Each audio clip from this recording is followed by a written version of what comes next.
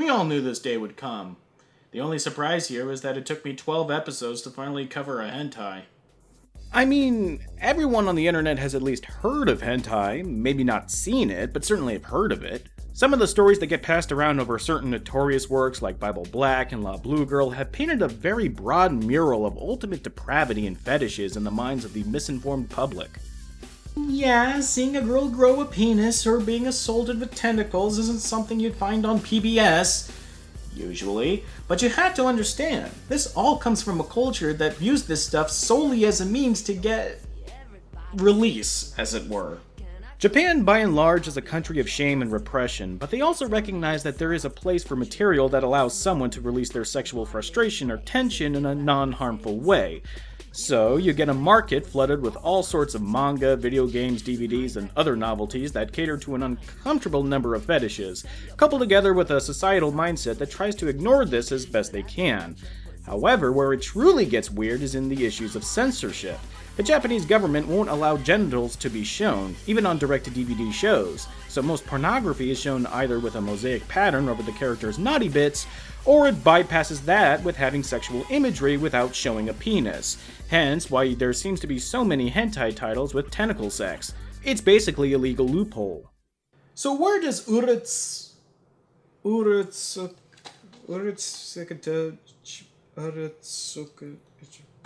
does Legend of the Overfiend play into all of this? Well, it may not be the first hentai to reach it here to the States, but it is definitely one of the most infamous.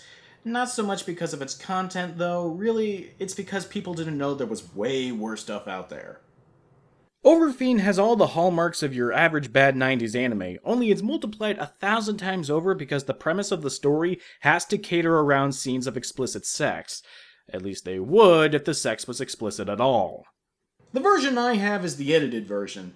There exists an uncut version, but it's long since been out of print and expensive as all hell. So what do you get when you cross a schlocky, violent movie with a skeezy porno and subtract the porn? Fucking pain. Yes, there exists a lot of gratuitous, poorly drawn, and unappealing nudity, but without the context of pornographic scenes, it just becomes sad and pointless to sit through. Nevertheless, nary a scene goes by without some kind of naughty bits being shown. So that means we're going to be seeing quite a bit of our good old friend Censor Kaiser. はい、ペナットさん、偉大な正義のための盗作したヌードブラックします。 He is so charming. Right off the bat, we can immediately tell that this was a phoned-in localization, as they didn't even bother translating the Japanese lettering in the expository text crawl. Hell, they didn't even bother to translate the title card of the show. If these guys gave less of a shit, they'd have packaged the DVD in a used Hot Pockets box. They at least have the goddamn common courtesy of having a completely disinterested narrator chime in about how the world as we know it is actually split into 3 different worlds, 2 of which are inhabited by demons and half-beastmen respectively. Legend states that a Chojin, or Great Overfiend, will one day rise up and unite the 3 worlds into ultimate harmony. Well, considering that this is supposed to be a porno, I'm pretty sure that this great unification is just a fancy euphemism for balls-deep fucking. We open to a basketball court where Catface Meowmers, one of the Beastmen, is silently watching the star player of the team, figuring that he's the Overfiend that he's been tasked to look for. The scene quickly shifts to the girls' locker room to remind the viewers that yes, you are watching a porno, and yes, the guy who snuck into the closet to jerk off to them stripping is our hero of the story. I'm sorry, but am I supposed to be rooting for a peeping Tom who doesn't have the presence of mind to not whip his dick out while he can be caught? Are we trying to one-up the asshole rapist from doomed Megalopolis?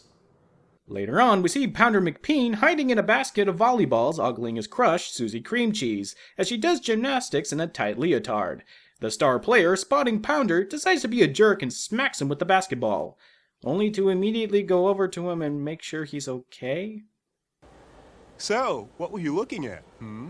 Well, look over here. I think you've got a little problem in your pants. I don't know what you're talking about. Oh, you've got quite a boner there. And look, you've cut yourself. Here, allow me. I'd be glad to take care of that. Huh? What? That's not the weirdest thing I've ever seen on this show. but it's up there. Pounder runs out of the gymnasium after being embarrassed from the dude lick, but spies a teacher taking Susie Cream Cheese aside and leading her to her office. Wait, I've seen enough of these things to know what happens next. She rapes her, right? Let me show you.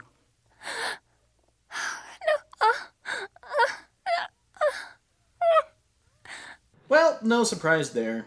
There's a lot of this scene I can't show you for obvious reasons, so you're just going to have to take my word for it that the teacher transforms into a tentacle dick demon and proceeds to ejaculate purple goo all over Susie Cream Cheese, while Pounder McPeen and Catface Meowmers watches on for a good 2 minutes before finally intervening, all to the tune of what sounds like a Street Fighter arcade cabinet. What? You don't believe me? Here's the music.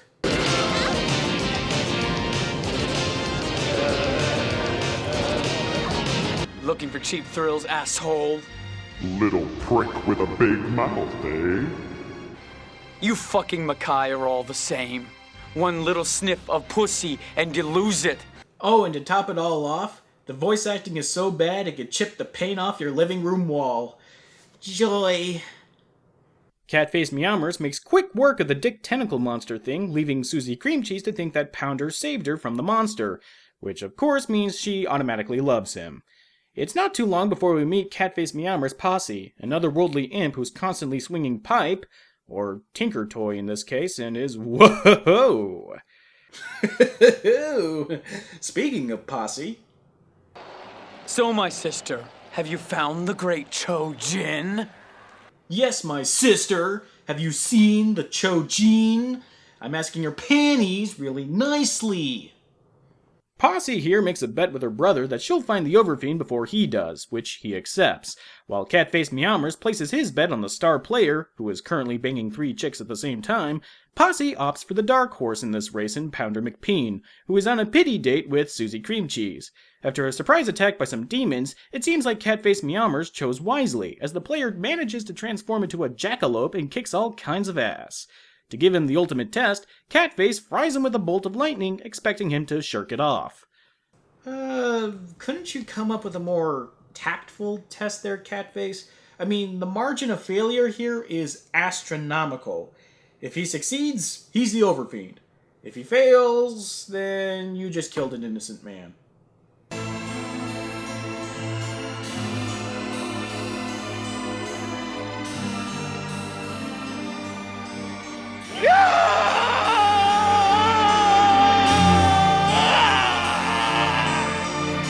I can't imagine that the Beastmen would have use for a spell that sets your target aflame, but only after a little bit. After murdering the star basketball player, Catface Meowmers ponders on what could have caused him to transform in the first place if he wasn't the Overfiend. Freeball McGillicuddy makes the suggestion that maybe he somehow got the blood or semen of the Overfiend in him, giving him the power to transform. Wait, semen? Ozaki must have gotten blood or maybe even sperm from Chojin. That's probably what gave him all that power, huh? So that's the reason why the basketball player licked Pounder's cheek? To put doubt in the viewer over who is the Overfiend? That's just stupid. Meanwhile, Posse decides to take things into her own hands and tries to find out if Pounder really is the Overfiend by interrupting his and Susie's date and telling him to fuck her right there in the park. You are the Chojin, aren't you? Let me see that super Chojin dick. Ooh, baby, I've waited a long time for a good fuck. Please, stop it! Okay, demon cock tentacles I can let slip by. Otherworldly imps that refuse to put on pants is stretching it, but a guy getting jumped by a woman who tells him to outright ball her, and he just runs away. I'm sorry, but my suspension of disbelief has just been clocked in the taint with a shovel. Yeah, I know he's trying to remain faithful to this girl he just now got onto speaking terms with, but for a guy who up until earlier that day spent his time hiding in the girl's locker room and polishing his Polish sausage, having a random woman offer him mind-blowing sex and refusing it outright is not only implausible, it's impossible. I'm sorry, but barring gay men, guys in general will never, ever say no to an advance from a woman. Maybe I should have taken her up on her offer. Oh. Never mind. It seems Pounder should have listened back in kindergarten when they told him not to play in the street, as he's run over by a Sergio Leone close-up shot. He's taken to the hospital, where it doesn't take long for the doctors to declare him deceased. Hey, if you came in looking like you just sat through Bucky Larson, you'd be express shipped to the morgue too. But of course, he really isn't dead. He transforms into the Overfiend, he fucks a redheaded nurse, and ejaculates purple goo so hard it causes her chest to burst open. Nah, I'm just kidding. The nurse was actually blonde. Boss! Boss! I saw it! It's him! Nagumo is the Trojan! What are you talking about? Sweet jumping Christ, I've seen better lip-flap timing on a big mouth Billy Bass. What's going on? I'll check it out. I'm going with you! I'll stay right here.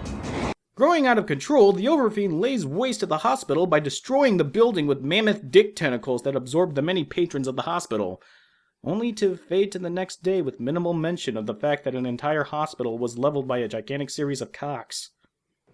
Then again, this is Japan. An entire strip mall is destroyed by one of those every other Thursday. It's sort of like any given city in the DC universe, only with more cock. Akemi, do you believe me now? I had nothing to do with that woman. Oh, it doesn't matter now. Now that you're here with me, Nagumo. Akemi, Just make sure you wear a condom, kid. what was that? Wow, I have not seen a more ill-placed endorsement of safe sex since that Condom PSA comic featuring Death from Neil Gaiman's Sandman and John Constantine from Hellblazer. This is a thing that actually exists.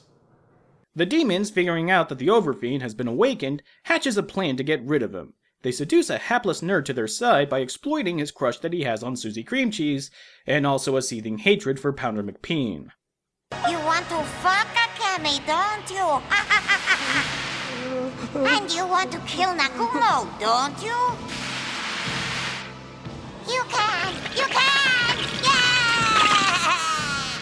Well, there goes my restful sleep for the next 3 weeks. Hell, I don't even think I'll be able to blink, let alone sleep, over the sound of my brain shrieking! The scream-yourself-awake nightmares tell the hapless nerd that if he cuts off his dick and attaches a rubber dildo to the stump, it will give him magical powers and make him practically invincible. Tell me, what kind of self-loathing state of mind does a man have to be in to think that the vague, hazy promise of mystical powers being granted by lopping off your magic stick is a venture worth pursuing? Well, that secret will remain his and his alone, as he goes ahead and Lorena Bobbits himself. Whoa. Oh, sorry about this, people. I'm just a little flustered over that 15-year-old reference. Oof, gotta stop myself before I start making Patty Hearst jokes. Lucky for the hapless nerd, his magic stick turns into a magic log, causing him to put on 50 pounds of muscle and turn his voice actor into a robot with Tourette's.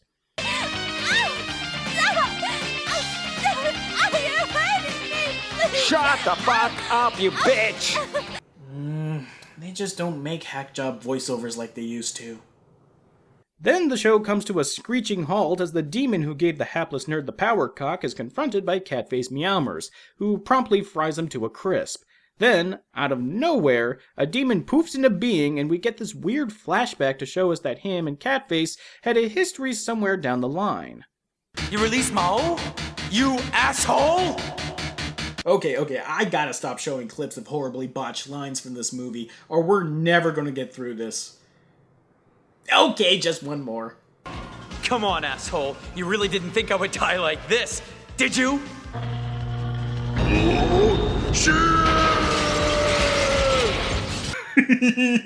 Oh man, this is gonna be harder than I thought. So, Two-Face and Catface duke it out with each other while Susie Cream Cheese and Pounder McPeen have really awkward high school sex. Of course, Pounder has zero self-control and almost immediately shoots his load right before she goes down on him.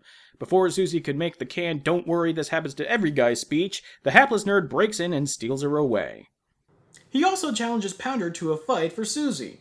If you're wondering why I'm cutting back to me instead of the footage, it's because the hapless nerd licks the spooge right off of Susie's face. For no reason other than it will give him the Overfiend's powers. Which he didn't know would do that.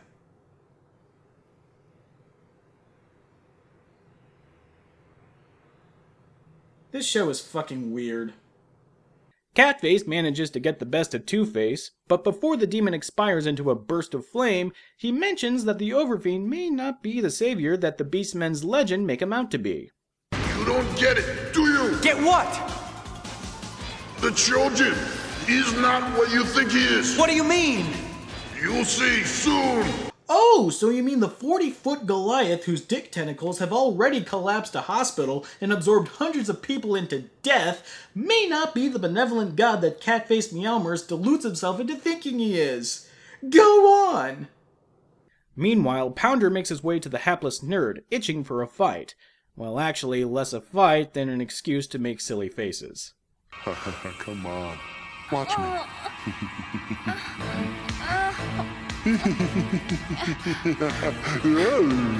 I'll take care of you first, then I'll fuck the shit out of a Kemi.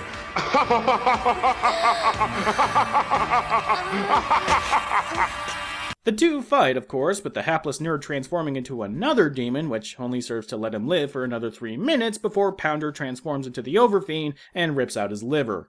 Transforming back to their human forms, Pounder is horrified by his killing the hapless nerd, spazzing out and causing Susie Cream Cheese to give chase after him. So with the freshly laid corpse of the nerd, the demons retrieve the body and use it to reincarnate that same weird guy that Catface Meowmers fought back a while ago. Again, you may be wondering why I'm not showing you this. Well, take a hint.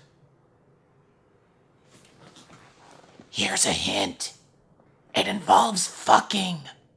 Susie manages to track Pounder to the school at night, hiding out in one of the lockers. Before you can even ask what is the deal with anime having characters hanging or hiding out in schools after hours, the two reaffirm their love for each other and bang, causing Pounder to have the mother of all spooges, transforming himself back to the towering behemoth and ejaculating purple energy into the heavens so loud you can hear it from outer fucking space.